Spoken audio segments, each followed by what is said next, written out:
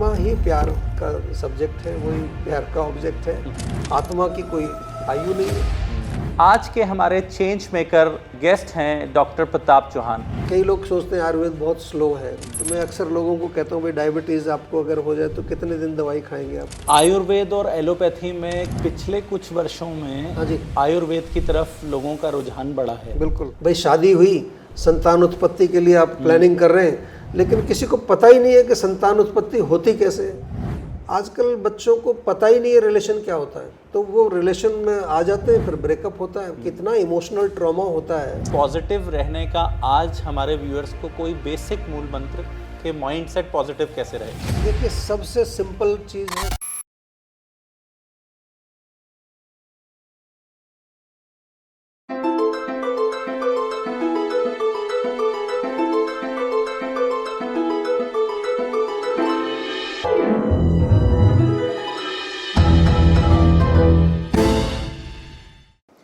दोस्तों नमस्कार। आज के हमारे चेंज मेकर गेस्ट हैं डॉक्टर प्रताप चौहान। डॉक्टर प्रताप चौहान एक ऐसी पर्सनालिटी हैं इंडिया की जिन्होंने अपने आयुर्वेदा और योगा की प्रैक्टिस से पूरे विश्व में भारत का नाम किया और हज़ारों लोगों की ज़िंदगी आज तक बदल चुके हैं। आइए मिलते हैं हमारे change maker doctor Pratap Chauhan. Doctor साहब, be the change conversation with change makers के आज के हमारे एपिसोड में आपका स्वागत है। नमस्कार, बहुत बहुत धन्यवाद आपका। डॉक्टर साहब, आपका चुनाव इसीलिए किया गया इस एपिसोड के लिए क्योंकि मैं मानता हूं कि आपसे बड़ा कोई चेंज मेकर अभी तक मुझे नहीं मिला है जी। आप लाखों हज़ारों लोगों की ज़िंदगी में चेंज ला रहे हैं, तो मेरे लिए you are the real change maker. देखो, सबसे पहले तो आपको बहुत बहुत शुभकामनाएं। आपने ये जो नाम बड़ा अच्छा चुना है, B the change conversation with change makers. और एक अशोका फाउंडेशन है वर्ल्ड वाइड, उसमें लगभग 70 देशों में ऐसे लोगों को ही फेलोशिप मिलती है जो कुछ ना कुछ एक चेंज ला रहे हैं सोसाइटी में, वो भी सोशल इम्पैक्ट उसका होना चाहिए। तो अच्छी बात यह है कि मैं भी उनमें एक हूँ। भारत के अंदर 70-80 के करीब अशोका फेलोज़ हैं। और मेरा जो सिलेक्शन हुआ वो इसी पर हुआ था कि जो टेलीमेडिसिन मैंने वर्ल्ड में पहली बार शुरू किया आयुर्वेद में, और हमने जो गांव के लोग हैं जहाँ पर कोई चिकित्सा की कोई फैसिलिटी अवेलेबल नहीं है, वहाँ तक किस तरह से आयुर्वेदिक दवाइयाँ उनके घर भेजने का काम जो हमने शुरू किया, तो इस आधार पर वो सिलेक्शन हुआ। तो मैं तो आपको यही कहता हूँ कि बहुत अच्छा इनिशिएटिव है। और इससे क्या होगा कि लोगों को एक तो ये मालूम चलता है कि मैं कई बार ही कहता हूँ कि if I can do it you can also do it. हर व्यक्ति में कुछ ना कुछ स्किल्स होती हैं, लेकिन कई बार उसको थोड़ा सा हमें उसको थोड़ा मोटिवेट करना पड़ता है, थोड़ा सा उसको प्रोत्साहित करना पड़ता है। तो बहुत बहुत शुभकामनाएं आपको इस प्रोग्राम के लिए। तो आज की इस पॉडकास्ट की जर्नी को आगे बढ़ाते हैं। जी डॉक्टर साहब, ये बताइए कि आपका जीवन कैसा रहा जी। अभी तक का जीवन? जीवन बहुत मस्त रहा, मैं तो यही कहूँगा, क्योंकि हम तो गांव में पैदा हुए। फरीदाबाद के पास हमारा ये छोटा सा गांव पल्ला गांव है, और पिताजी खेतीबाड़ी करते थे। तो वो तो ज़्यादा पढ़े लिखे थे नहीं, और खेतीबाड़ी भी बहुत कोई बड़ी नहीं थी, 3-4 एकड़ ज़मीन, उसमें सबका गुजारा करने वाली बात। लेकिन उन्होंने ये किया कि हम जितने भी भाई बहन थे सबको अच्छी एजुकेशन उन्होंने दिलवाई। तो मैं प्राइमरी तो गांव के स्कूल में ही की, फिर उसके बाद स्पोर्ट्स स्कूल राई है सोनीपत के पास। तो वहाँ पर मेरा सिलेक्शन हो गया।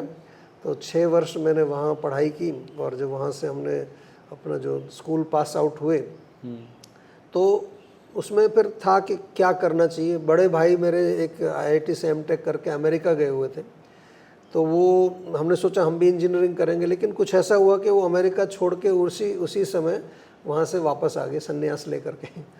उन्होंने पूरा कहते ये जो दुनिया है ये अलग ही कुछ है, लोग खुश नहीं है, धन दौलत रहते हुए भी लोग दुखी हैं। तो उनका एक नज़रिया ये बना कि चलो मैं कुछ वेद शास्त्र की पढ़ाई करूँगा। तो वो जब आए तो थोड़ा हमारा भी हृदय परिवर्तन हुआ कि हम भी कुछ करें। तो फिर आयुर्वेदिक कॉलेज दिल्ली में एडमिशन लिया, और मन में ये आया कि आयुर्वेद को अच्छी तरह से पढ़ना है। तो उस समय क्या होता था कि हमारे कॉलेज में जो आयुर्वेद की शिक्षा लेने आते थे बच्चे, तो वो अधिकतर वो होते थे जिनको MBBS में एडमिशन नहीं मिलता। तो वहाँ से डिग्री ली और फिर जो है अपना बाद में प्रैक्टिस एलोपैथी करनी। लेकिन मेरा कुछ शुरू से था कि मुझे आयुर्वेद पढ़ना है, तो मैंने एक गुरु भी तलाशे, अपने जो वैद्य नानक चंद शर्मा जी थे उनके साथ कॉलेज टाइम में मैं जुड़ गया था। फिर कॉलेज पास आउट करके मैंने जो है उनके साथ 5 साल गुरु शिष्य परंपरा में पूरा आयुर्वेद सीखा। उसमें जो औषध निर्माण है, मैन्युफैक्चरिंग ऑफ जो मेडिसिन, क्लासिकल दवाइयाँ कैसे बनाते हैं, वो सब चीज़ें। और इसके साथ साथ जो है फिर मेरे को ये था कि अब प्रैक्टिस शुरू करनी है, तो गांव में तो कौन आएगा हमारे पास। तो हमारा प्रोजेक्ट ये था जीवा का पूरा कि 3 एरियाज़ में हमें काम करना है। शिक्षा पद्धति जो लॉर्ड मैकाले ने हमारे देश में बदल दी थी, हमारी वैदिक शिक्षा पद्धति, उसको कैसे रिवाइव किया जाए। दूसरा, ऑथेंटिक आयुर्वेद को कैसे हम घर घर तक ले जाएं। और तीसरे ब्रदर जो स्पिरिचुअलिटी में चले गए थे, वो तो वृंदावन चले गए। वो वहाँ उन्होंने पठन पाठन उन्होंने शुरू किया। तो एनीवे 92 में एक छोटे से गैराज में हमने 19 सेक्टर फरीदाबाद में क्लिनिक शुरू किया। कोई पैसा नहीं था, गुरुजी ने लगभग 2500 रुपये की दवाइयाँ दे दी थी, उन्हीं से जीवा आयुर्वेद की शुरुआत हुई। और क्योंकि लगन थी और एक ये था कि भाई आयुर्वेद को स्थापित करना है, तो मेहनत काफ़ी की। एक ही थैले में सारी दवाइयाँ आ जाती थी। तो 6 दिन में फरीदाबाद में प्रैक्टिस करता था और संडे के दिन सुबह बस पकड़ के वृंदावन जाता था। और वृंदावन में जो इस्कॉन मंदिर है, वहाँ पर मैंने उनसे परमिशन ली कि भाई हर संडे को मैं यहाँ फ्री कंसल्टेशन करूँगा। तो वहाँ पर काफ़ी सारे विदेशी आते थे, उनके कुछ गुरु लोग जो अमेरिका और यूरोप से, तो उनमें से मैंने कई लोगों की चिकित्सा सफल की, तो वो बड़े प्रसन्न हुए। तो उनमें से एक जो इस्कॉन के गुरु थे, वो कहने लगे कि भाई हम फ्रांस में एक भगवत गीता का पूरा प्रोग्राम कर रहे हैं, तो आप भी वहाँ आयुर्वेद पढ़ाने आ जाइए। तो मैंने कहा देखो मेरे पास तो पैसे वैसे नहीं है। कह रहे हैं हम आपको टिकट वगैरह देंगे। तो एनीवे पहला मेरा जो विदेश का दौरा हुआ वो 94 में, 1994 में फ्रांस, इंग्लैंड, डेनमार्क और स्वीडन, 4 देशों में मुझे जाने का अवसर मिला उनके माध्यम से। और वहाँ जब मैं गया तो मेरा एक और विज़न खुला कि ये तो आयुर्वेद तो केवल भारत में नहीं, पूरे विश्व में इसकी आवश्यकता है। तो वहाँ से लौट करके फिर हम अपने गैराज में आ गए फरीदाबाद में। तो अब सोच रहे हैं कि कौन हमारे पास आएगा, कोई नहीं आएगा यहाँ तो। और हमें दुनिया भर में पहुँचना है, विज़न आ गया कि दुनिया भर में फैलाना है। तो इंटरनेट शुरू हुआ था उन दिनों में। 95 में दुनिया की पहली आयुर्वेदिक वेबसाइट मैंने बनाई। उस समय कोई इंटरनेट जानता नहीं। तो इंटरनेट के माध्यम से ईमेल से कंसल्टेशन शुरू की, फर्स्ट टाइम टेलीमेडिसिन इन आयुर्वेद। फिर ऑनलाइन कॉलेज बनाया 96 में। 97 में वर्ल्ड की पहली वीडियो कॉन्फ्रेंस मैंने की, जिसमें स्टूडेंट्स जो हैं तंजानिया में बैठे हुए थे और स्वीडन में बैठे। हम यहाँ से दिल्ली से बैठ करके उनको पढ़ा रहे हैं, जो आजकल कॉमन हो गया, जिसको वेबिनार बोलते हैं। अब तो सब कर लेते हैं, अब तो आप किसी भी मोबाइल पर कर लो। उस समय टेक्नोलॉजी ही नहीं थी कोई, लेकिन एक जुनून था कि इसको फैलाना है। फिर लगभग 40-50 देशों में मुझे भ्रमण करने का अवसर मिला। अगले 3-4 साल में लोग बुलाने लगे। वहाँ हमने आयुर्वेद को थोड़ा सा पढ़ाना शुरू किया, जनरल आयुर्वेद, खान पान, रहन सहन, न्यूट्रिशन। तो और लगभग 100 देशों के रोगी जो है वो हमसे ईमेल से कंसल्टेशन कर रहे थे। किसी को दवाई चाहिए तो पैकेट बना के भेज देते थे। लेकिन फिर एक विचार आया कि जो भारत में जो गांव के लोग हैं बेचारे, जहाँ पर डॉक्टर ही नहीं है, और डॉक्टर हैं भी तो क्वालिफाइड नहीं है, तो हम विदेशों तक तो पहुँचा रहे हैं आयुर्वेद को, क्यों ना हम गाँवों तक पहुँचाएँ। तो 2003 में जब स्मार्टफोन नहीं थे, वर्ल्ड की पहली आयुर्वेदिक ऐप वो हमने बनाई। एक नोकिया फ़ोन था, उस पर जावा एप्लीकेशन लगाई। अच्छा, उसमें भी ऐप बन जाता है? ऐप वो उसमें क्वेश्चनर बनता था। ठीक है। और 2 लड़कों को स्कूटर दिया, इसी गांव के जो जहां हम बैठे हैं जीवाग्राम में, इसके आसपास के गांव में हमने प्रोजेक्ट वो किया था, 50 गाँव में। तो वो स्कूटर लेके जाते थे, जो भी गाँव में बीमार होते थे उनकी पूरी हिस्ट्री उस पर वो नोट करते थे, भाई क्या कंप्लेन है, पेट कैसा है, नींद कैसी आती है, सब चीज़ें वो हमारे कंप्यूटर पर आ जाती थी। अगले दिन वही लड़का जो है होम डिलीवरी करता था दवाई। तो हमने कॉपी किया है, ये पिज़्ज़ा डिलीवरी करते हैं ना जो लोग, उस समय डोमिनोज पिज़्ज़ा का डिलीवरी होता था। तो हमने सोचा कि अगर ये डिलीवरी करते हैं तो मेडिसिन डिलीवर करें। तो ये जो प्रोजेक्ट था टेलीडॉक प्रोजेक्ट को वर्ल्ड में जो यूनाइटेड नेशंस हैं जिनेवा में, वहाँ से वर्ल्ड समिट अवार्ड मिला। 136 देशों की एंट्री थी, उसमें हमारा फर्स्ट प्राइज़ मिला। तो लेकिन इसको रेप्लिकेट करने के लिए कोई व्यक्ति आगे नहीं आया। हमने बहुत लोगों से बात की जिनके पास पैसा था कि भाई ये मॉडल अच्छा है, पूरे भारत में इसको रेप्लिकेट करते हैं। हमने सोचा था कि हर 50 गांव पर एक टेलीडॉक सेंटर बना देंगे, लड़के जाएंगे वो दवाई डिलीवर करेंगे। लेकिन अर्ली आइडिया था, ई कॉमर्स था नहीं उस समय, लोगों को समझ ही नहीं आया। तो 2006 में टेलीविज़न शो शुरू किया, जो कि आज तक वर्ल्ड का लार्जेस्ट, मतलब लॉन्गेस्ट, आयुर्वेद का लॉन्गेस्ट रनिंग शो है, अभी तक चल रहा है वो। किस नाम से? ये अपना एक संजीवनी के नाम से आता है, और जीवा हेल्थ शो भी है, 2 शो हैं। तो उसका भी आइडिया ही था कि टीवी में बात करेंगे, जैसे आपसे बात कर रहे हैं, कोई भी जो है रोग को लेके, और फिर उसमें हम कहते थे कि किसी को कोई भी प्रॉब्लम है तो इस नंबर पर कॉल करिए। तो वहाँ से कॉल आने लगी, फिर हम जो डॉक्टर्स बढ़ाते गए। आज हमारे पास 350 डॉक्टर्स काम करते हैं। वर्ल्ड का लार्जेस्ट आयुर्वेदिक टेलीमेडिसिन हम चलाते हैं। पूरे भारत में लगभग 80 क्लिनिक्स हमारी जो है फिजिकल हैं। जीवाग्राम जहाँ आप बैठे हैं वर्ल्ड क्लास आयुर्वेदिक हॉस्पिटल है। तो एक समझ लीजिए बिल्कुल जीरो से जो शुरू हुई कहानी, आज पूरे विश्व में वो आयुर्वेद को फैलाने का काम हम लोग कर रहे हैं। और हमारा उद्देश्य केवल इसमें एक ही है कि लोग स्वस्थ रहें, सुखी रहें, क्योंकि आयुर्वेद का केवल इतना ही काम नहीं है कि आपको फिजिकल लेवल पर ठीक करें, इमोशनल लेवल पर, सोशल लेवल पर, मेंटल लेवल पर, स्पिरिचुअल लेवल पर।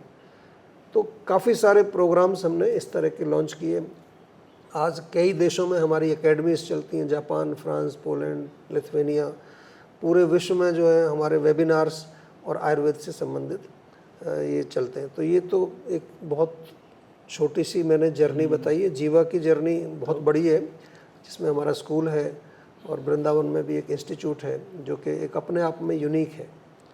तो सर आपने बताया जैसे कि आपके इंस्टीट्यूट का नाम है जीवाग्राम, जीवा टेलीमेडिसिन जी। तो सर इस नाम जीवा का मतलब हमें, हमारे व्यूअर्स को बताइए। देखो, जीव कहते हैं ना, आत्मा, तो वही इसका मतलब है। और हम कहते हैं कि हर आत्मा के लिए हमारे पास कुछ ना कुछ है। अगर हम देखें फिजिकल लेवल पर मोटा मोटा सा, तो मेडिसिन है, आयुर्वेद है। माइंड के लेवल पर देखें तो हमारा जो शिक्षा है, जो स्कूल है, एक यूनिक स्कूल है वो अपने आप में। बच्चों को संस्कार दिए जाते हैं, बच्चे स्वाध्याय करते हैं, बच्चों को अपनी प्रकृति मालूम है, वात पित्त कफ। और तीसरा जो आत्मा का है वो वृंदावन में सेंटर है। तो शरीर, मन, आत्मा, तीनों के लिए हमारे पास हर जीव के लिए डॉट्स कनेक्ट कर रहे हैं पूरी, बिल्कुल एक जो फुल होलिस्टिक जिसको बोलते हैं, होलिस्टिक लाइफ के लिए। डॉक्टर साहब ये बताइए कि पिछले कुछ वर्षों में आयुर्वेद की तरफ लोगों का रुझान बढ़ा है। बिल्कुल। तो आप आयुर्वेद और एलोपैथी में क्या आपको कुछ पेशेंट्स की तरफ से चैलेंजेस आते हैं? देखिए, सबसे पहले तो ये आपने बिल्कुल सही बात की है कि पिछले लगभग 10 वर्षों से जब से आई है, तो उन्होंने एक बहुत अच्छा काम किया कि सबसे पहले आते ही उन्होंने अलग से एक मंत्रालय बना दिया है, आयुष मंत्रालय, जिसमें आयुर्वेद, योग और यूनानी और सारे जो सिस्टम्स हमारे ट्रेडिशनल हैं। क्योंकि उससे पहले हेल्थ मिनिस्ट्री के अंडर में एक छोटा सा एक अलग से एक विंग था, इंडियन सिस्टम ऑफ मेडिसिन, अलग से मंत्री दे दिया, ताकि एक आदमी उस पर कंटिन्यूसली चिंतन कर सके। और सब के जो सेक्रेटरी हैं आयुष मंत्रालय के, वो एक वैद्य को बना दिया, जो टेक्निकल आदमी है, जिसको पता है आयुर्वेद को कैसे हम जो है क्या क्या कमियां हैं और कैसे इसको फैलाना है। तो वो बहुत अच्छा, और वो खुद पर्सनली बहुत आयुर्वेद का प्रमोशन करते हैं हर लेवल पर। तो ये बहुत अच्छी बात रही। जहाँ तक आप बात कर रहे हैं कि भाई एलोपैथी और आयुर्वेद, एक तो जो आयुर्वेद को लेकर के मैं बात करूं, एलोपैथी तो हमारा विषय नहीं है। जो आम लोग हैं उनको आयुर्वेद के बारे में ज़्यादा ज्ञान नहीं है। तो कई लोग सोचते हैं आयुर्वेद बहुत स्लो है। तो मैं अक्सर लोगों को कहता हूँ भाई डायबिटीज़ आपको अगर हो जाए तो कितने दिन दवाई खाएंगे आप? जीवन भर, पूरी लाइफ लॉन्ग। ब्लड प्रेशर हो जाए लाइफ लॉन्ग, थायराइड हो जाए लाइफ लॉन्ग, कितनी सारी बीमारियां। लोग हमारे पास तो आते हैं, कह रहे जी एक एक गोली सबके लिए खा रहे हैं। अब आयुर्वेद में जब आप आते हैं तो आयुर्वेद सबसे पहले उसका रूट कॉज समझता है। मान लो आजकल आपने एक नाम सुना है ना, लाइफस्टाइल डिसऑर्डर्स, बड़ा कॉमन है, डायबिटीज, ब्लड प्रेशर, ये सब लाइफस्टाइल डिजीज है। यानी कि ये बीमारी का कारण क्या है? आपका गलत लाइफस्टाइल। तो अगर लाइफस्टाइल कारण है, गलत लाइफस्टाइल, तो गोली क्यों खा रहे हो भैया? लाइफस्टाइल को ठीक करो ना, जो प्रॉब्लम है उसको ठीक करो। तो हम वही करते हैं, रूट कॉज एनालिसिस करते हैं और पर्सनलाइज्ड दवाई देते हैं।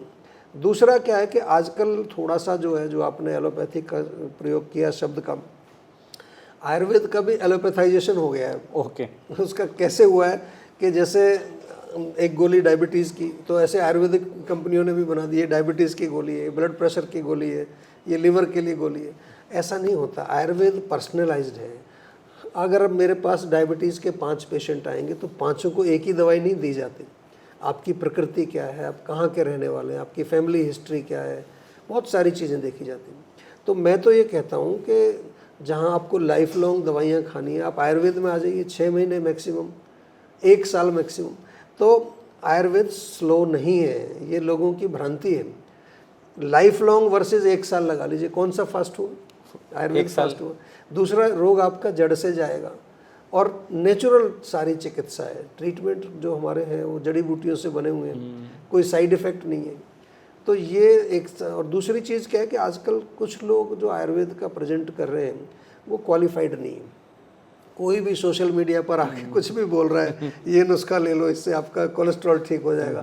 यहाँ तक लोग कह रहे हैं कि आपकी किडनी फेल हो गई है तो वो ठीक हो जाएगी, आपका लिवर सिरोसिस ठीक कर देंगे। और वो क्या आयुर्वेदिक डॉक्टर हैं? मेरा सभी से निवेदन है दर्शकों से कि वो एक बार ये देख लें कि क्या वो सर्टिफाइड आयुर्वेदिक डॉक्टर हैं या ऐसे ही कुछ भी बोल रहे हैं। तो ये कंज्यूमर तो कंफ्यूज हो जाता है। अच्छा, उसमें बड़े बड़े गारंटी वो दे देते हैं, क्लेम हम बिल्कुल ठीक कर देंगे। ऐसा कोई गारंटी दे नहीं सकते, एज पर लॉ भी नहीं दे सकते। तो हम लोग जीवा में इस पर काफ़ी काम करते हैं। हम लोग पूरा एविडेंस बेस्ड मेडिसिन है, सारे शास्त्रिक जो हमारे फार्मूले जो शास्त्रों में लिखे हैं वही हम आज भी प्रयोग करते हैं। पर्सनलाइज्ड मेडिसिन है, टेक्नोलॉजी का हमने बहुत प्रयोग किया है। आजकल जो लेटेस्ट टेक्नोलॉजी है, प्रोटोकॉल्स हमने बनाए हैं, हमारे डॉक्टर्स की जो रेगुलर ट्रेनिंग हम जो है उनको अपग्रेड करते रहते हैं। तो मैं तो यही कहूँगा कि आयुर्वेद अपने आप में बहुत ही एक डीप मेडिकल साइंस है और इसमें वो क्षमता है कि ये क्रॉनिक डिजीज़ जो बिल्कुल एक तरह से इनक्योरेबल कंडीशंस आजकल जैसे ऑटोइम्यून डिजीज़, उनमें हम तो बहुत अच्छा रिजल्ट लेके आते हैं। लेकिन मेरा दर्शकों से बार बार यही निवेदन रहता है कि आप लोग थोड़ा सा जो है आप शांति से पेशेंस के साथ थोड़ा सा आयुर्वेद को समझिए। आयुर्वेद तो हर व्यक्ति की लाइफ में होना ही चाहिए। बिना आयुर्वेद के आप कैसे स्वस्थ रह सकते, क्योंकि ये इसका ज्ञान है पूरा, शरीर मन आत्मा इंद्रिय, इसी का मैनुअल है। मैं इसको कहता हूँ इंस्ट्रक्शन मैनुअल है। आप फ़ोन खरीदते हैं उसमें मैनुअल आता है ना, वो पढ़ते तो ये हमारा मैनुअल आयुर्वेद है, तो उसको हम पढ़ते ही नहीं। और हम क्या करते हैं, आयुर्वेद में बड़ा अच्छा शब्द आया प्रज्ञापराध। प्रज्ञापराध मतलब कहते हैं भाई आपको बीमारी आती है बुद्धि के दुरुपयोग से, जब आप अपनी इंटेलिजेंस को यूज़ नहीं करते। तो क्या हुआ, मान लो एसिडिटी हो गई। देखो कॉमन सेंस की बात है, अगर जलन हो रही है और वहाँ आपको आग लग रही है, ऐसा फील होता है ना, आग लग रही है, तो सबसे पहले तो गर्म चीज़ें मत खाओ और उसके विपरीत कुछ कूलिंग चीज़ें, आप खीरा खा लो, तरबूज खा लो या ऐसी कोई नारियल पानी पी लो। आजकल जैसे जब गर्मी का मौसम आता है, बेल का शरबत, आम का पन्ना, सत्तू, ये सब चीज़ें हैं। लेकिन आप करते क्या हैं लोग, एक एंटासिड खा लेते हैं। चलो एंटासिड तो समझ आता है कि एसिडिटी के लिए अपने एंटी एसिड ले लिया, लेकिन 5 मिनट बाद चाय पी लेते हैं और फिर दिन में 5 चाय पी रहे हैं, कॉफ़ी पी रहे हैं, शाम को एक पैक भी लगा लेते हैं सारा, फिर अचार भी खा रहे हैं, तीखा भी खा रहे हैं। इसको प्रज्ञापराध कहा है। तो दर्शकों से सभी से निवेदन यही है, थोड़ा सा बुद्धि का प्रयोग करना चाहिए।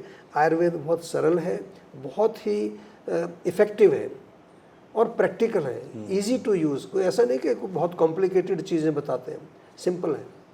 तो डॉक्टर साहब ये बताइए कि जैसे आप आयुर्वेदा का बता रहे हैं कि इतना इम्पैक्ट हो सकता है, अब आज की डेट में हम देख रहे हैं कि बहुत ज़्यादा यंगस्टर्स में लाइफस्टाइल की वजह से डिजीज हो रहे हैं, बहुत यंग लोगों को कैंसर हो रहे हैं, हार्ट अटैक्स हो रहे हैं, काफ़ी आ रहे हैं। तो इनका क्या, आपको क्या लगता है कि हम क्या? देखो बहुत अच्छा प्रश्न आपने किया, और आपने देखा होगा पीछे कितने लोग कोई जिम में ही गिर गए, कुछ लोग डांस करते करते गिर गए। अभी पीछे तो मैं कोई देख रहा था, वो कवि सम्मेलन में एक कवि कुछ पढ़ रहे थे उसी टाइम और वो गिर गए। एक बल्कि अभी रिसेंट देखा मैंने, इंदौर के शायद वो वीडियो थी, वो कुछ अपने उसका कोई रिटायर्ड कोई फौजी था और वो झंडा लेकर के बड़ा अच्छा गाना गा रहा था और वो गिर गया। अच्छा, लोग समझते हैं कि अच्छा ये पार्ट ऑफ द एक्ट है, उसको किसी ने 5 मिनट तक छेड़े उठाया नहीं, वो सोचे कि उसने सोचा ये जो गा रहा है उसी का पार्ट है। सर वो था शायद ये जो आपके दशहरे से पहले ये वो होता है कुछ, हाँ तो कुछ ऐसा इस तरह का प्रोग्राम था वो।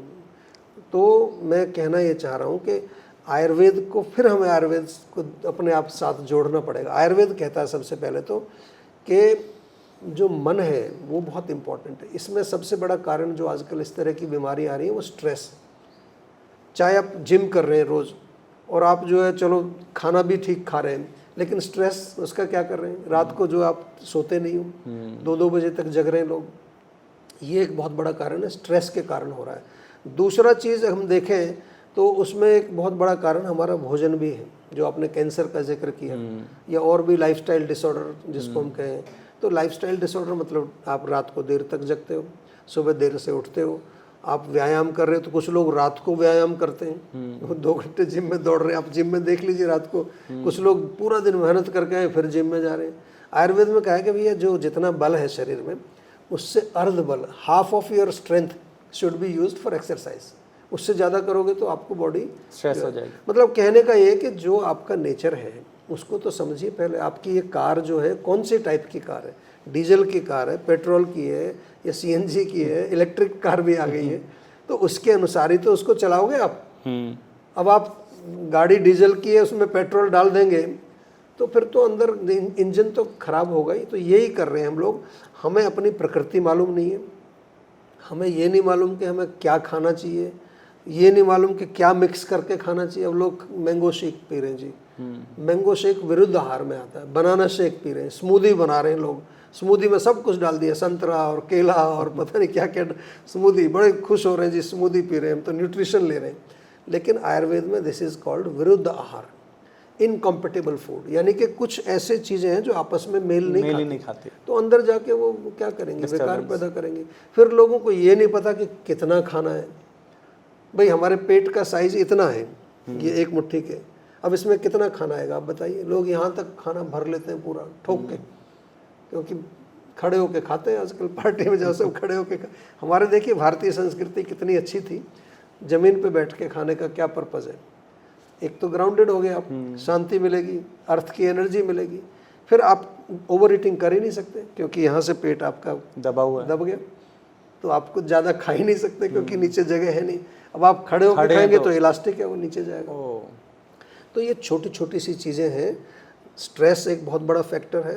आजकल हर व्यक्ति को मानसिक तनाव, एंग्जाइटी, सोशल प्रॉब्लम्स है, रिलेशन प्रॉब्लम्स है। इसका समाधान आयुर्वेद में बहुत अच्छा है। दूसरा, खाने पीने का कोई टाइम नहीं है, क्वांटिटी नहीं है, कभी लंच स्किप कर दिया, कभी डिनर ज़्यादा खा लिया, और फिर ये जो विरुद्ध आहार है। और सबसे बड़ी जो प्रॉब्लम आजकल है वो पॉल्यूशन, केमिकल्स, पेस्टिसाइड्स, फर्टिलाइजर्स। भोजन शुद्ध कहाँ है, ना शुद्ध पानी है, ना शुद्ध हवा है, ना शुद्ध भोजन है। तो जब कंटेमिनेटेड ईंधन जाएगा तो गाड़ी का इंजन तो सीज हो जाएगा, तो उसमें चाहे वो कैंसर के रूप में उभरे या किसी भी रूप में उभरे, बहुत सारी बीमारियां होती हैं। तो डॉक्टर साहब, आप जीवा आयुर्वेदा के माध्यम से सर्व कर रहे हैं लोगों को, हज़ारों लोगों को वर्ल्ड वाइड सर्व कर रहे हैं। हाँ जी। तो आगे आने वाले समय में विजन और मिशन क्या है जीवा आयुर्वेदा? देखिए, हमारा विजन तो शुरू से ही डे 1 जब भी हमने अपना काम शुरू किया, हमारा विज़न तो यही था। जीवा एज ए ग्रुप का भी विज़न है, to create a healthy, wealthy, peaceful and fearless society. यानी कि एक ऐसे समाज का निर्माण करना जिसमें वो स्वस्थ भी हों, समृद्ध भी हों और निर्भय हों और सद्भाव के साथ रहें, आपस में प्रेम से। हम लोग ह्यूमन बीइंग्स हैं, अगर हम लोग भी सुखी नहीं रह सकते, हमें तो बुद्धि दी है ना भगवान ने, तो फिर क्या फ़ायदा। इससे तो जानवर अच्छे हैं, उनको कम से कम तनाव तो नहीं होता। किसी जानवर को देखा कि कहीं मुझे डिप्रेशन हो रहा है, तो हमारा क्या फ़ायदा इस बुद्धि का। तो हम तो यही चाहते हैं कि आयुर्वेद के माध्यम से, या जो हमारा स्कूल चलाते हैं उसके माध्यम से, जो वृंदावन में हमारा जो स्पिरिचुअल सेंटर है उसके माध्यम से हम पूरी दुनिया से जुड़ते हैं। छोटे छोटे प्रोग्राम्स हमने बनाए हैं। जैसे उदाहरण के लिए एक हमारा प्रोग्राम है आयुर्बेबी। भाई शादी हुई, संतान उत्पत्ति के लिए आप प्लानिंग कर रहे हैं, लेकिन किसी को पता ही नहीं है कि संतान उत्पत्ति होती कैसे है ना। किसी ने कहीं पढ़ा ही नहीं है, बाई चांस हो जाता है कंसेप्शन, बाई चांस, फिर पता चलता है जी हो गया। लेकिन देखिए कितना इम्पोर्टेंट काम है, कितना महत्वपूर्ण काम है। आपके घर में कोई वीकेंड में मान लो कोई खाने पर बुलाते हैं किसी गेस्ट को, कई बार तो 3-4 दिन पहले से प्लानिंग शुरू हो जाती है। रात को राजमा भिगोना है, ये करना है, ये लाना है, वो कर प्लानिंग करते हैं ना। तो इसकी प्लानिंग क्यों नहीं करते? तो हमारे यहाँ आयुर्बेबी प्रोग्राम है जो कि 3 महीने पहले दोनों कपल्स को बुलाते हैं। जीवाग्राम में उनका डिटॉक्स करते हैं, पहले सफाई, शारीरिक, मानसिक, आध्यात्मिक तीनों लेवल पर। उसके बाद रिजुविनेशन करते हैं। फिर 9 महीने पूरी जो फीमेल है, गर्भवती महिला जो है, वो 9 महीने तक हमारे टच में रहती है। हर महीने का चरक संहिता में लिखा हुआ है, पहले महीने में क्या करें, दूसरे में पूरी परिचर्या लिखी है।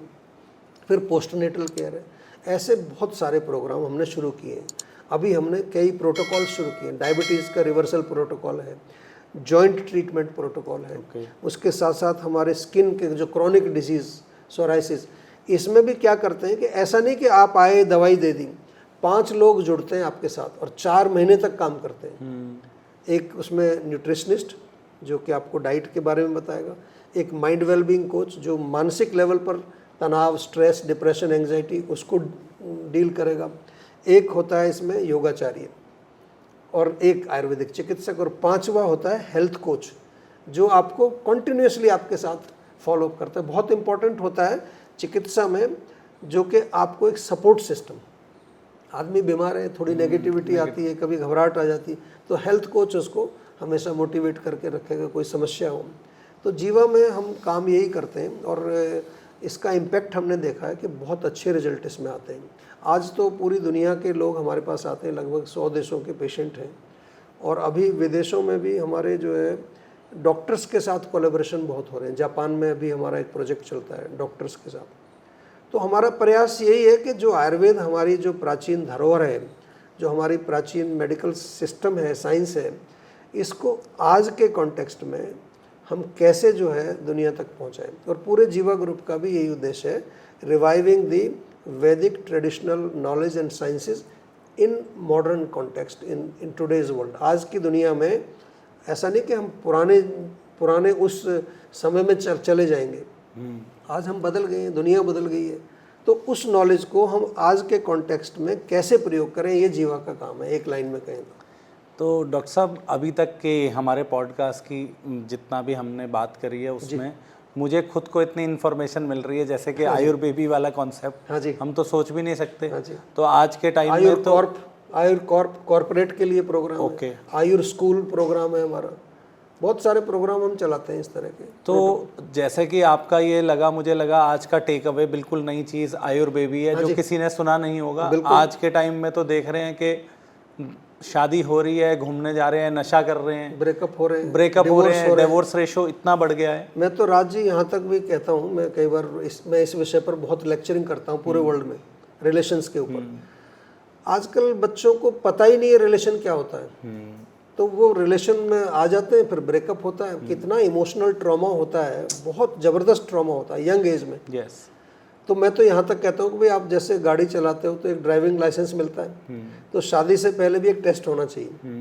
टेस्ट में पास हो तभी उसको एक सर्टिफिकेट मिलेगा, आप शादी कर सकते हो, क्योंकि शादी का मतलब ही नहीं पता लोगों को। लोग दुखी हैं, छोटी छोटी सी गलतियाँ हम लोग जीवन में कर रहे हैं। आयुर्वेद बहुत ही इंटरेस्टिंग नॉलेज है, और आयुर्वेद मैं तो ये कहता हूँ कि बहुत सरल है, छोटी छोटी चीज़ों को आपको बताएगा कि यहाँ गलती कर रहे हो आप, और उसी गलती से बहुत बड़ी बीमारी, और बीमारी का मतलब केवल फिजिकल नहीं है, आजकल मेंटल बहुत ज़्यादा प्रॉब्लम है लोगों को। मैंने ऐसे लोग देखे हैं जिनको सब कुछ है उनके पास, धन दौलत, बिजनेस, गाड़ी, बंगला, एवरीथिंग, लेकिन बहुत ज़्यादा फियरफुल, दुखी, पैनिक, डिप्रेशन, एंग्जाइटी। तो क्या फ़ायदा हुआ उसका? क्योंकि उनको किसी ने ये नहीं बताया कि हम जो शरीर के साथ साथ अपने मन को कैसे स्वस्थ रखें, और ये जीवा में हमारा पूरा प्रोग्राम होता है माइंड के लिए भी। तो डॉक्टर साहब ये बताइए कि जैसे हम एक बात कर रहे हैं कि आयुर्वेदी की हमने बात करी कि बच्चे स्वस्थ पैदा हों, तो आने वाली पीढ़ी वो हो।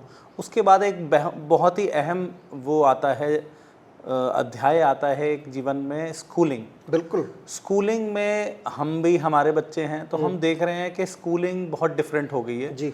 जैसे कि हमारे टाइम में थी, आपके टाइम में और डिफरेंट होगी। बिल्कुल। तो फूड फॉर थॉट भी एक मतलब, हम खाना तो खा रहे हैं, खाना तो आप कंट्रोल कर रहे हैं, वो कंटेमिनेटेड भी है, हर चीज़ है, लेकिन थॉट भी पॉल्यूटेड हो गया है। देखिए, हम तो आयुर्वेद में जब खाना या भोजन या आहार शब्द है जो है, तो वहाँ लिखा है आहार का मतलब केवल वही नहीं है जो आप मुंह से खा रहे हैं।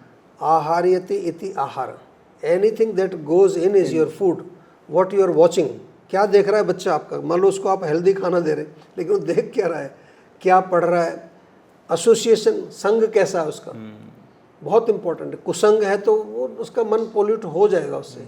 और इसमें बहुत इंपॉर्टेंट होता है कि संस्कार कैसे डाल रहे हो बच्चे में आप। तो ये आयुर्वेदी जो है वहाँ से संस्कार शुरू होता है। जो गर्भवती जो महिला है वो क्या देख रही है, उसकी मानसिक स्थिति कैसी है, उसकी इमोशनल स्टेट वो बच्चे में जा रही है पूरी। वो क्या खा रही है, आजकल मैंने देखा है फीमेल्स कुछ भी खा रही हैं, स्मोक भी कर रही हैं, ड्रिंक भी कर रही हैं। ड्यूरिंग प्रेगनेंसी भी मैंने देखा कि उनको कई बार समझ में नहीं आता, वो कहते हैं क्या फ़र्क पड़ता है इससे। वो वहीं से संस्कार उसका बच्चे का बन गया। फिर पोस्ट जब जन्म होता है बच्चे का, पहले 3 वर्ष, स्कूल में तो बाद में जाता है बच्चा, पहले 3 वर्ष सबसे ज़्यादा क्रूशल है। तो उस टाइम हम सोचते हैं इसको क्या समझ है, उसके सामने हम क्या कर रहे हैं, किस तरह की बातें कर रहे हैं, वो सब उसकी एक हार्ड डिस्क उसकी खुली हुई है, चित्त जिसको बोलते हैं। जो भी वो सुन रहा है बच्चा, देख रहा है, या जो भी उसको समझ आ रहा है, उसी हिसाब से उसके वहाँ संस्कार बन जाते हैं। और उसके बाद जब वो स्कूल में जाता है, तो इसलिए हमने स्कूल भी खोला है। आयुर्वेदी के बाद हमने छोड़ा नहीं बच्चों को, उसके बाद जीवा स्कूल में आ जाइए, तो वहाँ संस्कार भी डालते हैं, स्वाध्याय भी कराते हैं। बहुत अच्छा प्रोग्राम है। और ये फाउंडेशन है लाइफ की।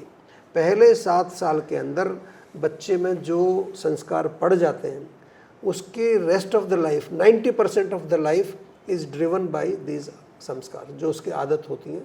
फिर वो चेंज करना बड़ा मुश्किल होता है उसको, इसलिए बचपन बहुत इंपॉर्टेंट है। तो डॉक्टर साहब, मुझे ऐसा लगता है कि जैसे आयुर्वेद का, जीवा का बहुत बड़ा रोल है और होने वाला है आने वाले भारत के निर्माण में। देखिए, मैं तो ये कहता हूँ कि अगर हम इसको, जैसे आजकल हम कहते हैं हम विश्व गुरु बनना चाहते हैं, तो विश्व गुरु बनने के लिए सबसे पहले हमें जो है बुद्धिमान, स्वस्थ, हमारी जो सॉफ्ट पावर है, एक तो हमारी जो है आईटी पावर आज पूरी दुनिया में फैल गई है, जिसको हम सॉफ्टवेयर कहते हैं। तो वो तो सॉफ्टवेयर आज की मॉडर्न टेक्नोलॉजी की है, लेकिन हमारे पास ऐसा ही एक सॉफ्टवेयर है जो हमारी वैदिक नॉलेज है, चाहे वो आयुर्वेद है या और हमारी जो योग है, या फिर जो हमारी इवन जिसको हम कहते हैं वैदिक नॉलेज। आज पूरी दुनिया में लोग इसके लिए तरस रहे हैं, लेकिन हम लोग इसको नहीं सीख रहे अभी। ये बहुत ही जो है एक, मैं कहूँगा कि दुर्भाग्य की बात है। हम लोग उधर देख रहे हैं, वो लोग इधर आ रहे हैं। आज की हम विदेशों में जाते हैं, वहाँ कई जगह भगवत गीता पढ़ा रहे हैं, वहाँ स्कूलों में भगवत गीता पढ़ा रहे हैं।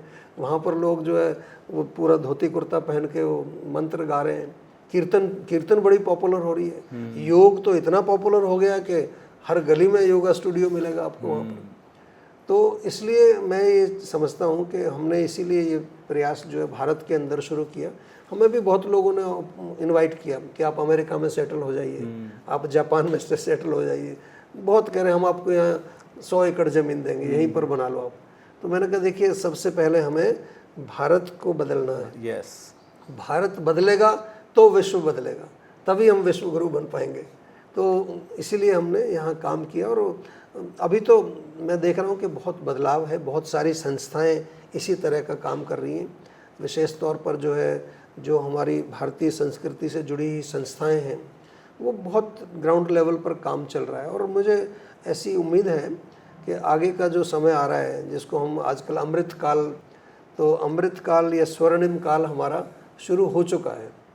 और इसमें से जो मंथन जो चल रहा है, उसमें ये हमारे आयुर्वेद, योग, वैदिक सिस्टम, जो हमारा प्राचीन जो हमारी संस्कृति, ये पूरे विश्व में जो है आगे चल के ये ही मैं कहूँगा कि विश्व को बचाएगी। बचाने का मतलब जो हम सुख शांति चाहते हैं, स्वस्थ रहना चाहते हैं, हम जो है प्रोग्रेस, इकोनॉमिक प्रोग्रेस चाहते हैं।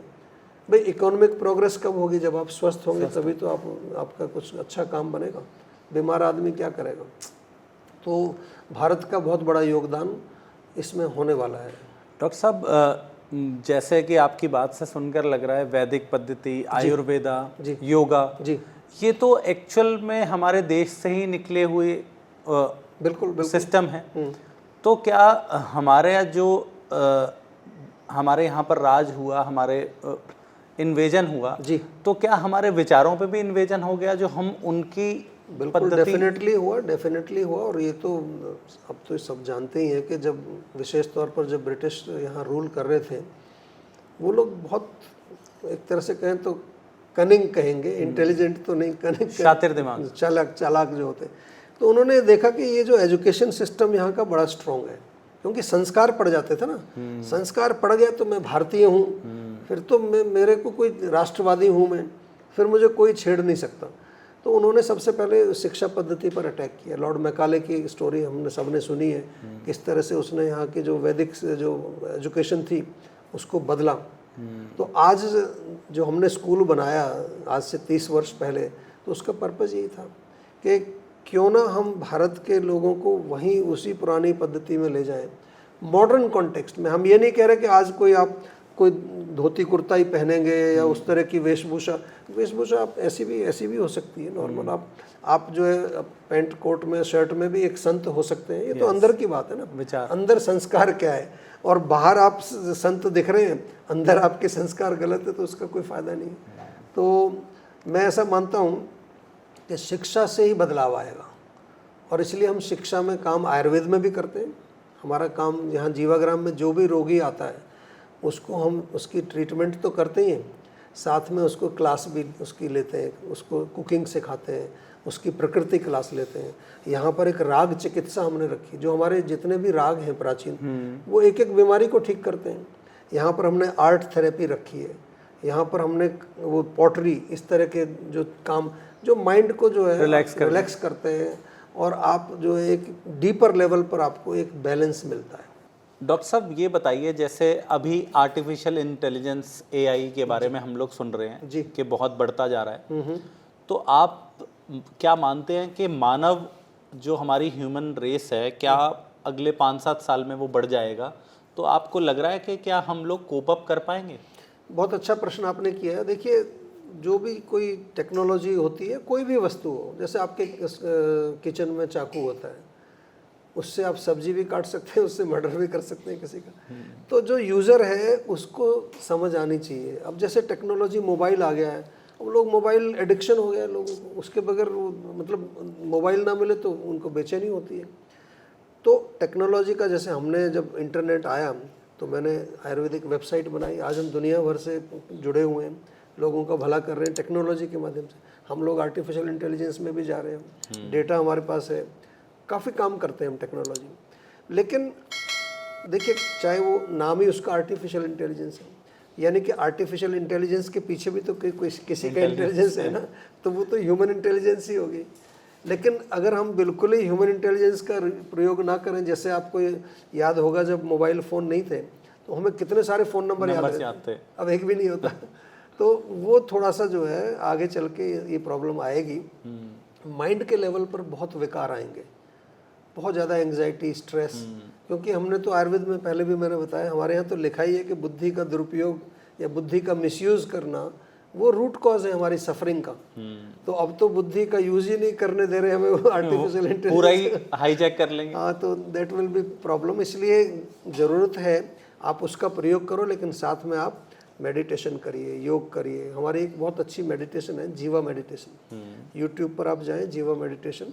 तो हर दिन आपको थोड़ा निकालना चाहिए, थोड़ा एक हमारे तो स्कूल में एक हमने प्रोग्राम चलाया हुआ है, पूरे बच्चे जो है घर में डिजिटल डिटॉक्स। तो 1 घंटे का टाइम है, जब पूरी फैमिली में बच्चे अपने पिताजी को भी मोबाइल नहीं उठाने देते। तो हमने ऐसे अभियान शुरू किए हैं। तो क्योंकि जब तक हमारे माइंड को रिलैक्स नहीं मिलेगा तो वो फिर एजिटेटेड मोड में फिर वो गलत वो एक्शन लिए जाएंगे। तो इसलिए मैं कहूँगा ये कि ठीक है, उसका प्रयोग आप करें, सदुपयोग करें, उसको दुरुपयोग ना करें। तो उसके 2 पहलू हैं, तो उसको समझ करके हमें, और कंट्रोल हमारे पास होना चाहिए। ऐसा नहीं कि हम उसके स्लेव बन जाएं, हमें उसका बॉस बन के रहना है, कि टेक्नोलॉजी जो भी हो। डॉक्टर साहब, आजकल देखा जा रहा है कि लोग रिलेशनशिप के लिए बहुत बड़े चैलेंजेस आ रहे हैं। हस्बैंड वाइफ तो एक बड़ा कॉमन हो गया, लेकिन ओवरऑल देख रहे हैं हम, जैसे हमारे मित्र भी कई बात करते हैं, बिजनेस में फादर से नहीं बन रही, घर में मदर से नहीं बन रही। तो मतलब एक बड़ा स्ट्रेसफुल एनवायरनमेंट हो गया, जो पहले हमने नहीं देखा अपने बचपन में। तो क्या मानते हैं आप, इसका क्या कारण है? देखिए, कारण वही है कि हम जो है थोड़ा सा अपने इकोनॉमिक ग्रोथ की वजह से छोड़ करके दूसरे शहर में जाना, न्यूक्लियर फैमिलीज़ और डिसकनेक्शन। आप न्यूक्लियर फैमिली में भी रह रहे हैं लेकिन कनेक्ट रह सकते हैं आप अपने माता पिता से, बंधुजनों से। आजकल तो टेक्नोलॉजी है, वीडियो कॉल कर सकते हैं रोज़। लेकिन कुछ ऐसा मैंने देखा है कि हम लोग थोड़े सेल्फिश हो गए हैं, self centred. Even husband wife में भी मैंने देखा, बस अपना देख रहे हैं, मेरे को मतलब नहीं और किसी से। तो हमारा जो वैदिक संस्कृति है उसमें तो जॉइंट फैमिलीज, हम तो जीवा परिवार में अभी भी कम से कम 25 लोग हैं और सब लोग जीवा में ही काम करते हैं। हमारे जो इवन जो थर्ड जनरेशन है, नेक्स्ट जो हमारे ग्रैंड चिल्ड्रन है, सब जीवा में पढ़ते हैं बच्चे। और इसमें हमने देखा कि मैं तो पूरी दुनिया में जाता हूँ, मैं बहुत लोगों से मिलता हूँ। मैंने अमीर से अमीर लोग भी देखे, कई देशों के हेल्थ मिनिस्टर्स, कई जो स्टेट ऑफ हेड्स वो मेरे पेशेंट हैं। तो मैंने काफ़ी करीब से देखा, अंदर से खोखली ज़िंदगी है। जहाँ प्रेम नहीं है वहाँ कुछ नहीं है। तो मैं ऐसा मानता हूँ कि हमें आपस में अच्छे संबंध तो रखने चाहिए। वो भी हमारे हेल्थ का बिगड़ने का एक बहुत बड़ा कारण है। Loneliness is the biggest disease. आज केवल विदेशों में सुनते थे हम, अब भारत में भी ये बीमारी आ गई है। तो हमारी संस्कृति तो बड़ी अच्छी थी, हम तो वसुधैव कुटुंबकम की बात करते हैं, केवल अपना परिवार नहीं, हम तो कह रहे हैं पूरी विश्व हमारा परिवार है। तो हम तो उस संस्कृति से आते हैं, लेकिन बड़ा दुख होता है कि हम लोग कहीं ना कहीं भटक गए हैं। तो इसलिए आवश्यकता है कि हमें वापस अपनी जड़ों से जुड़ना पड़ेगा, अपनी संस्कृति से जुड़ना पड़ेगा, और उसमें कोई आपको परेशानी नहीं आएगी। मैं ये बिल्कुल दावे के साथ कह सकता हूँ कि जब आपका ग्राउंड मजबूत होगा, फाउंडेशन मजबूत होगी, तो आप पूरे विश्व में जो है कहीं भी चले जाएंगे, आपको कोई किसी तरह का कष्ट नहीं होगा। ये हमारी वैदिक संस्कृति की जो है एक विशेषता है अपने आप। डॉक्टर साहब, अभी तक तो हमें बहुत आपसे ज्ञान मिल रहा है और ऐसी कई सारी चीज़ें पता चल रही हैं जो व्यूअर्स के भी नहीं होंगी और मेरे लिए भी नहीं है। हाँ जी। तो अभी आप बिल्कुल शॉर्ट एक उसमें बताइए जी कि टॉप 3 इल फूड्स जो हम ले रहे हैं। देखिए, सबसे बड़ी जो आजकल हमारे समाज में जो एक समस्या आ गई है, हमारे भारतीय जो भोजन है, हमारे यहाँ भी बहुत सारे जिसको हम सो कॉल्ड फास्ट फूड हैं, बहुत हैं, लेकिन वो अनहेल्दी नहीं है। लेकिन जो आगे आजकल का जो मॉडर्न जंक फूड जिसमें वो इंस्टेंट वाली चीज़ें आ गई, नूडल्स हैं या पता नहीं बर्गर है, पिज़्ज़ा है, आर्टिफिशियल प्रोसेस्ड चीज़ है, ये सबसे बड़ा खतरनाक मामला है, क्योंकि हमारे बॉडी इसको रिकॉग्नाइज नहीं करता। हमारे यहाँ भी तो कितना है, पोहा है, उपमा है, इडली है, रागी के चीला बना रहे हैं लोग, अब तो बहुत कुछ बन रहा है। मिलेट्स कितने प्रचार हुए पूरे विश्व के अंदर जी। तो उनसे बहुत स्वादिष्ट भोजन बनता है। ये तो बल्कि ऐसा देश है, मैं तो दुनिया भर में जाता हूँ, आप किसी रेस्टोरेंट में चले जाइए, कई ऐसी हमारी चेन है जहाँ पूरा वेजिटेरियन भोजन ही मिलता है, 100 रेसिपीज मिलेंगी आपको। चाहे इवन पराठा भी खा रहे हैं, आपको 25 तरह के पराठे मिल जाएंगे। तो हमारे यहाँ कोई कमी नहीं है। तो एक तो ये बहुत बड़ा कारण नंबर 1 है कि जो प्रोसेस्ड फूड, जंक फूड, जिसको नाम ही जंक है, जंक मतलब कूड़ा। दूसरा जो है, अगर हम अपनी किचन में देखें, उसमें कई चीज़ें ऐसी घुस गई हैं, जैसे ये केचप वगैरह हो गया, या मेयोनेज करके है, या फिर रिफाइंड ऑयल है ना। तो हमारे यहाँ जैसे अचार हमारे यहाँ भी होते हैं, लेकिन उसमें कोई प्रिजर्वेटिव, जो चीज़ों में प्रिजर्वेटिव डला है, केमिकल डला है, वो हमारी बॉडी उसको रिकॉग्नाइज नहीं करती है। और इसके साथ साथ जो मैंने पहले भी जिक्र किया कि थोड़ा सा जो कॉम्बिनेशन ऑफ फूड्स है, इस पर हम ध्यान नहीं देते। विरुद्ध आहार का बहुत बड़ा चैप्टर आयुर्वेद में है। हम लोगों ने पता नहीं क्या क्या लोग खाते हैं, ठंडी आइसक्रीम में हॉट चॉकलेट मिलाएंगे, कॉफ़ी पी रहे हैं उसके बाद आइसक्रीम खा रहे हैं। तो कॉमन सेंस है भाई, गरम ठंडा तो मत मिलाइए ना आप कम से कम। तो विरुद्ध आहार को जो है हमें समझना है। उसका सरल तरीका ये है कि कीप इट सिंपल। एक समय में अब लोग, आप किसी के खाने पे चले जाओ, शादी में चले जाओ, पहले वो स्टार्टर्स आ रहे हैं, फिर उसके बाद वो स्नैक्स हैं, फिर उसके बाद कितने तरह के, तो 50 तरह के तो अचार रखे होते हैं, स्वीट डिश अलग है। तो पेट तो बेचारा इतना सा है। तो हमें इसका ध्यान रखना है। मैक्सिमम 2-3 तरह की चीज़ें बेस्ट रहती हैं, उनका कॉम्बिनेशन भी हमें थोड़ा मालूम होना चाहिए।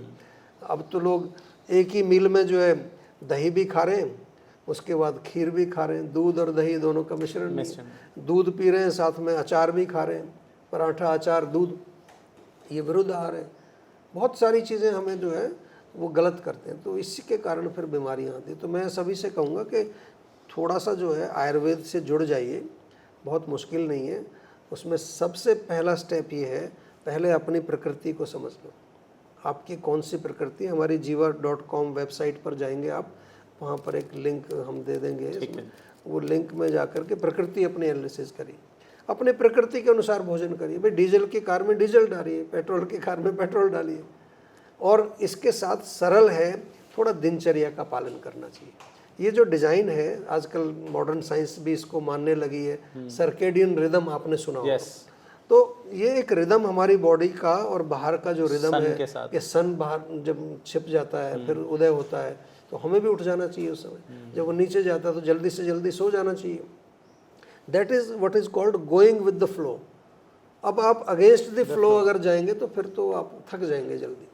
तो दिनचर्या का थोड़ा करें। ऋतुचर्या है, सीजनल, जैसे बहुत सिंपल है। भाई गर्मी पड़ रही है, 45 डिग्री टेम्परेचर हो रहा है, उसमें आप ये अदरक और वो मिर्च विर्च डाल के चाय बना रहे हैं जी, कह रहे हैं अदरक वाली चाय, तो क्या मतलब, ये आप सत्तू पियो, आप नारियल पानी पी लो, ठंडाई पी लो, नींबू पानी थोड़ा बना के पी लो। तो जब जब जब सर्दी आती है तो आइसक्रीम खा रहे हैं लोग। तो इसको ऋतुचर्या बोलते हैं। ऋतु के अनुसार, सीजन के अनुसार हमें अपना खान पान चेंज करना चाहिए। और मोस्ट इम्पॉर्टेंट, जो अभी हमने रिलेशन की बात की, मेंटल लेवल पर, इमोशनल लेवल पर भी हमें नरिशमेंट चाहिए। अब बॉडी के लेवल पर तो आपने न्यूट्रिशन ले लिया, बहुत अच्छे अच्छे आप सप्लीमेंट्स ले आए, लेकिन मन के लेवल पर आपको प्यार नहीं मिल रहा है, वहाँ रिलेशंस में वहाँ कुछ ना कुछ गड़बड़ चल रही है, तो फिर आप स्वस्थ नहीं रह सकते। तो थोड़ा सा हमें इतना समझना चाहिए कि हम सभी लोग यहाँ थोड़े से टाइम के लिए हैं, टेम्परेरी। ये शरीर हमेशा नहीं रहता, मृत्यु सबको आएगी एक दिन। तो जितना समय है आपस में, जिससे भी हम पूर्व जन्म के कर्म से हमारा संपर्क बनाया ईश्वर ने, वो सब कार्मिक होता है। एंजॉय करो, उसमें क्या प्रॉब्लम क्या है, सब टेम्परेरी है, कुछ यहाँ से लेके जाने वाले नहीं है हम लोग। तो टेम्परेरी है। जैसे आप थोड़े से समय के लिए कई बार ट्रांजिट में होते हैं ना, कई बार आप जा रहे हो मान लो लंदन तो और वाया दुबई जा रहे हो, तो ट्रांजिट में मान लो 4 घंटे बैठे हो आप, तो वहाँ दोस्त बन जाते हैं आप आराम से। वहाँ कोई हमारा द्वेष थोड़ी है किससे, क्योंकि हमें पता है बोर्डिंग पास है, फ्लाइट आएगी, चढ़ना पड़ेगा उसमें।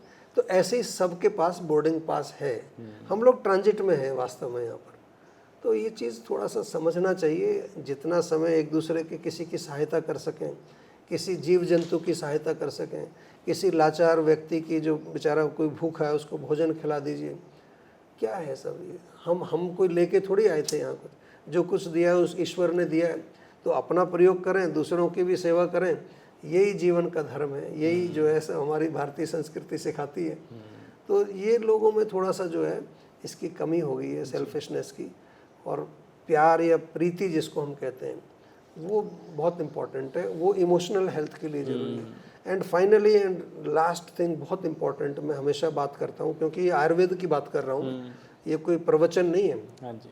हमारे शरीर को हमने ध्यान दिया, हमने इंद्रियों को भी जो है स्वस्थ रखा। मन के लिए जो मैंने आपको बताया कि मन को थोड़ा शांत रखना चाहिए, सात्विक बनाना चाहिए, सात्विक आहार, सात्विक चीज़ें देखना, सात्विक लोगों से सत्संग करना, बातचीत करना। सत्संग मतलब अच्छा संग, हाँ, गुड एसोसिएशन, जो अच्छे लोग हैं उनसे हमारा संग हो गया। सत्संग का मतलब वो प्रवचन नहीं है। तो लास्ट में आपको ये समझना है कि ना तो मैं शरीर हूँ, ना मैं मन हूँ, मैं तो आत्मा हूँ। तो अपने लिए मैं क्या कर रहा हूँ सुबह से शाम तक, वो कोई नहीं कर रहा। इसलिए कई बार हम सब कुछ करते हुए भी, मैंने ऐसे लोग भी देखे हैं जो कोई प्रॉब्लम नहीं है, उनके पैसे की प्रॉब्लम नहीं है, परिवार अच्छा है, रिलेशन अच्छे हैं। कई बार कंसल्टेशन में फिनलैंड में था, एक व्यक्ति आया, सब चीज़ उसकी ठीक, मैं कहा फिर प्रॉब्लम क्या, कह रहे अंदर से ऐसा लगता है कि खालीपन, एम्प्टीनेस, वो आत्मा को भोजन नहीं मिल रहा है। मैं तो आत्मा हूँ ना, तो आत्मा का वैसे सरल भाषा में कहें भोजन, बिल्कुल सरल, तो परमात्मा से कनेक्ट करना। अब परमात्मा तो है नहीं हमारे यहाँ, तो सबके अंदर परमात्मा है ना, जो हम सेवा की बात कर रहे हैं। इसलिए हमारे यहाँ सेवा बहुत बड़ा धर्म है। हमारे यहाँ पर यह भी कहा है कि जो है आप अहिंसा का पालन करें, आप सत्य बोलें, आप किसी की सहायता कर दें, कोई बेचारा दुखी, ये आत्मा का भोजन है। जब आप कभी सत्य बोलते हो तो आपको बहुत प्रसन्नता होती है।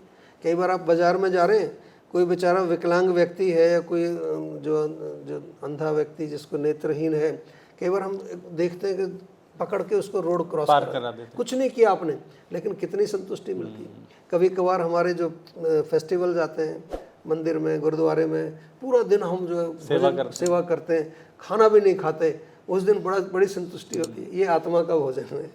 तो हम जो है वास्तव में हम शरीर नहीं है, ना हम मन है, हम आत्मा है। इसलिए ये जीवा शब्द जो है, आत्मा, जीव का मतलब आत्मा है। और जीवा मेडिटेशन मैंने आत्मा के लिए बनाई है। तो जीवा मेडिटेशन रोज़ करें, अपने आप से कनेक्ट करें, अपने आप को चार्ज करें। जैसे आप मोबाइल को चार्ज करते हो, उतनी देर आप जीवा मेडिटेशन कर लीजिए। शरीर को भी चार्ज करो, मन को भी चार्ज करो और आत्मा को भी चार्ज करो। यही आयुर्वेद है और यही जीवन जीने की पद्धति है। और जो जीवन जीने की जो आर्ट है, जो जीवन जीने की जो कला है, उसको आयुर्वेद बोलते हैं। आजकल लोग सोचते हैं आयुर्वेद मतलब कोई काढ़ा या कोई मेडिसिन, वो छोटा सा पार्ट है उसका। आयुर्वेद का मतलब है आयु का वेद। आयु का मतलब है शरीर, मन, इंद्रिय और आत्मा का ये कॉम्बिनेशन। इसका जो वेद है, जो मैनुअल जो मैंने बताया, इंस्ट्रक्शन मैनुअल इज आयुर्वेद। तो हर व्यक्ति को आयुर्वेद की आवश्यकता है।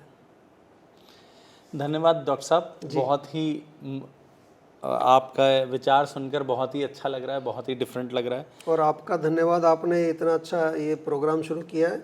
दर्शकों को मैं कहना चाहूँगा कि ये जो चैनल है, इसको आप ज़रूर सब्सक्राइब करें, शेयर करें।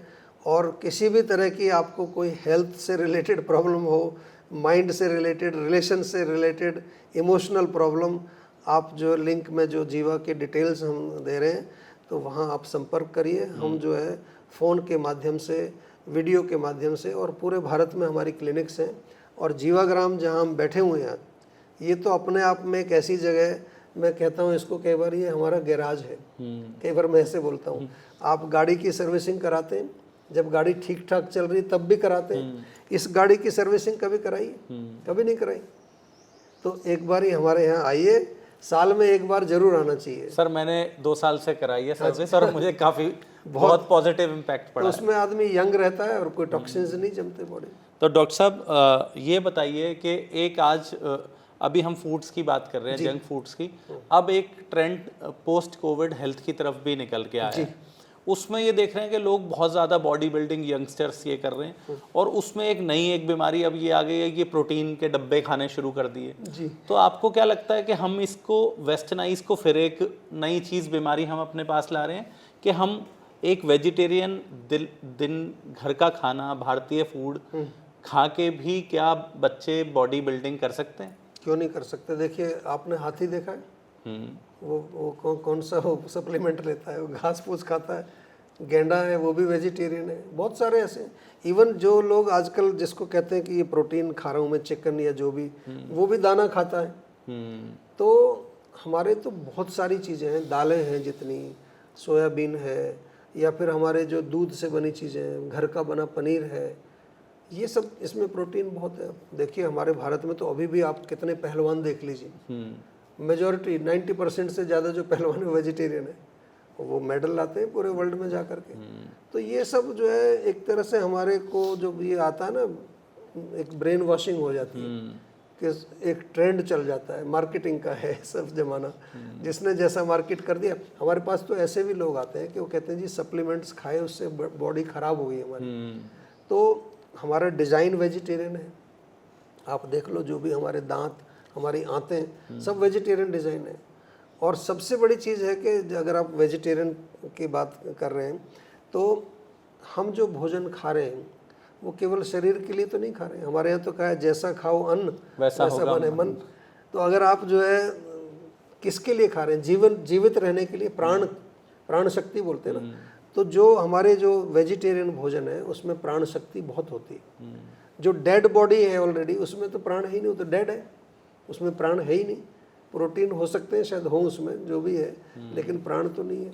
और दूसरा, वो सात्विक नहीं है, वो राजसिक और तामसिक क्वालिटी उसमें कैटेगरी में आता है। तो मन के लिए, मन को डिस्टर्ब करेगा, एजिटेट करेगा। अब तो मॉडर्न साइंस ने भी रिसर्च की है कि जो एनिमल्स का स्लॉटर जहाँ होता है, उनके जो इमोशंस होते हैं उस समय, वो उसमें आते हैं भोजन में। वो आप खा रहे हैं तो आप भी फिर एंग्जाइटी में चले जाएंगे। तो बहुत सारी अब तो स्टडीज़ हो गई हैं जिससे ये सिद्ध हुआ है कि जो वेजिटेरियन भोजन है वो हमारे लिए, मन के लिए भी, शरीर के लिए भी, और सबसे लास्ट में आत्मा के लिए भी। क्योंकि आत्मा तो हिंसा नहीं देख सकती ना, हिंसा से उसको आनंद नहीं आएगा।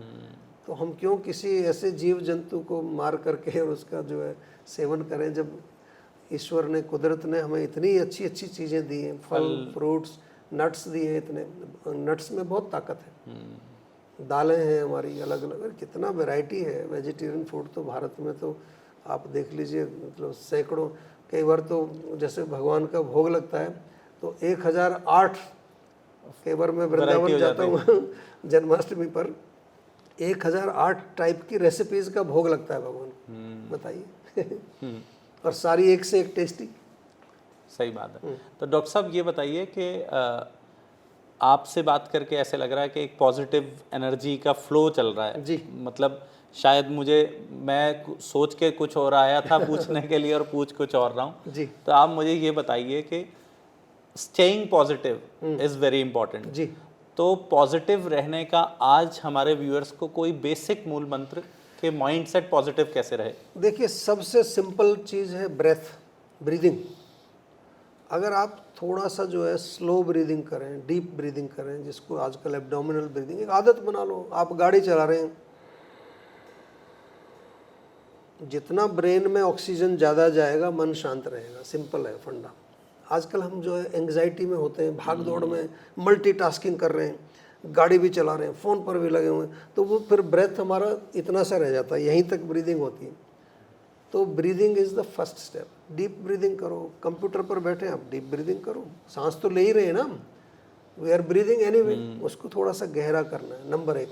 दूसरा आ जाता है मन को पॉजिटिव करने के लिए, मन को शांत करने के लिए, या हम अपनी भाषा में कहें मन को प्रसन्न करने के लिए, जो सबको चाहिए। Everybody wants to be happy, लेकिन किसी को पता ही नहीं हैप्पीनेस होती क्या है।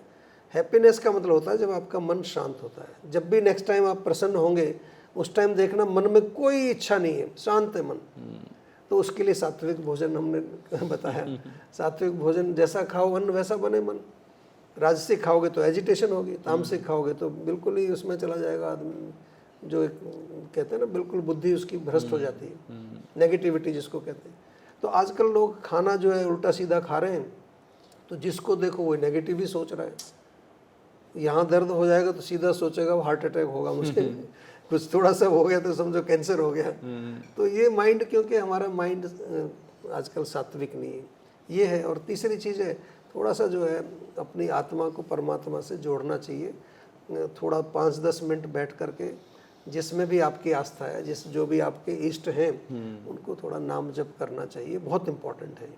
तो फिर आप पॉजिटिव रहेंगे, क्योंकि अंत में फिर आपको जब अपना रियलाइजेशन होता है कि मैं आत्मा हूँ, वो अगर हो जाएगा तो फिर आपको कोई नेगेटिविटी रहेगी नहीं, क्योंकि मैं आत्मा हूँ, मैं कभी मरूंगा नहीं। सबसे बड़ा फियर तो डेथ का है ना, डेथ का। तो आई विल नेवर डाई, आत्मा तो मरती नहीं है कभी। आप कोई पृथ्वी पर ऐसा आदमी ले आओ ढूंढ के जो आपको ये बता दे कि मैं मरा था, एक भी ले आओ मेरे सामने, कोई मिलेगा नहीं, क्योंकि कोई मरता ही नहीं है।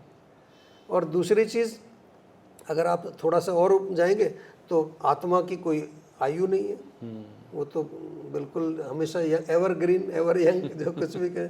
तो मैं कभी बूढ़ा नहीं होऊंगा, और कोई विकार नहीं आता, कोई बीमारी नहीं आती आत्मा। तो जब मुझे अपना स्वरूप अगर मालूम चल जाए, जो जिसको हम जीव कहते हैं, जीवा, तो फिर तो आप आनंद ही आनंद में, क्योंकि उसके अंदर ही आनंद है, उसी में प्रीति है, प्रेम। जो आजकल लोग ढूंढ रहे हैं ना, आई लव यू, वो लव शरीर में नहीं होता।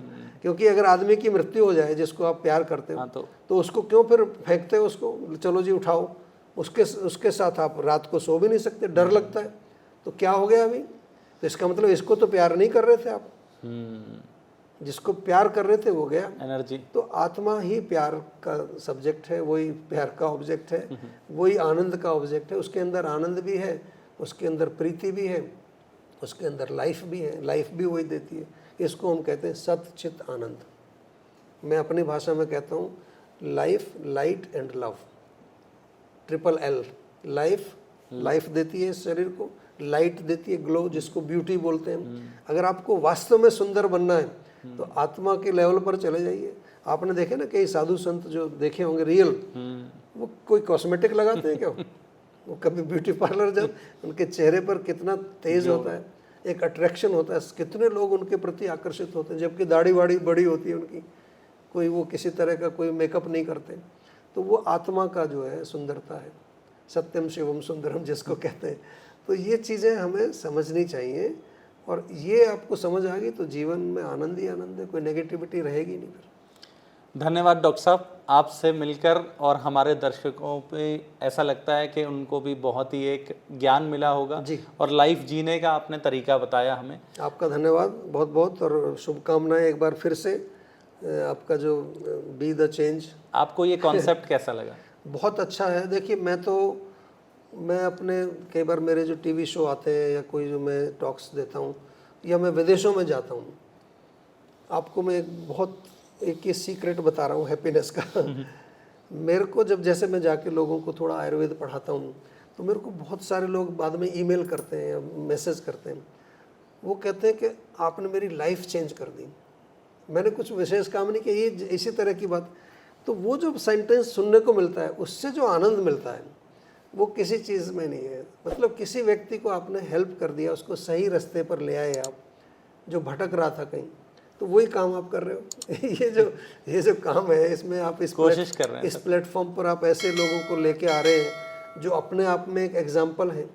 तो उससे क्या होता है कि लोगों को प्रेरणा मिलती है कि अगर यार ये लोग कर सकते हैं तो हम भी थोड़ा बहुत कुछ काम कर सकते हैं, हम भी कुछ योगदान। यही सोच थी सर इसको स्टार्ट करने की, कि हम ऐसे आप जैसे कोहिनूर जो हमारे शहर में, हमारे देश में हैं, उनका एक वार्तालाप करी जाए, उनसे उनकी इनसाइट जानी जाए, ताकि दर्शकों को भी मिलकर सुनकर। सबसे अच्छी बात यह कि बहुत सारे लोग जो इस तरह के होते हैं, जिनको आप कह रहे हैं कि वो जो बिल्कुल ऑथेंटिक लोग जो काम कर, उनको प्रचार प्रसार में नहीं जाना होता, तो उनका पता ही नहीं है दुनिया को। सर उनका पता नहीं है और उनके पास कोई जाना नहीं चाहता, क्योंकि वो अपनी मस्ती में काम कर रहे हैं। उनको किसी से नहीं लेना देना कि मेरे को कहीं पर वो अवार्ड मिले कुछ। तो ऐसे लोगों को थोड़ा सा इस प्लेटफॉर्म के माध्यम से आप जो है दुनिया भर में उनके काम को अगर दिखाएंगे तो ये बहुत बड़ा काम हो जाएगा, ये बहुत बड़ा काम होगा। और मैं इतना ही कहूँगा कि इसको अपने चैनल को बिल्कुल आप प्योर रखना, ऑथेंटिक रखना, और ऑथेंटिक लोगों को ही लाएंगे तो अच्छा रहेगा। सर आपकी भी मदद चाहिए होगी, आप जैसे चेंज मेकर्स आते रहेंगे और हम कोशिश करेंगे कि बहुत ही जेन्युइन तरीके से हम आगे भी आप लोगों की ब्लेसिंग से जितना बेटर हो सके उतना करेंगे। बहुत बहुत शुभकामनाएं। धन्यवाद। धन्यवाद।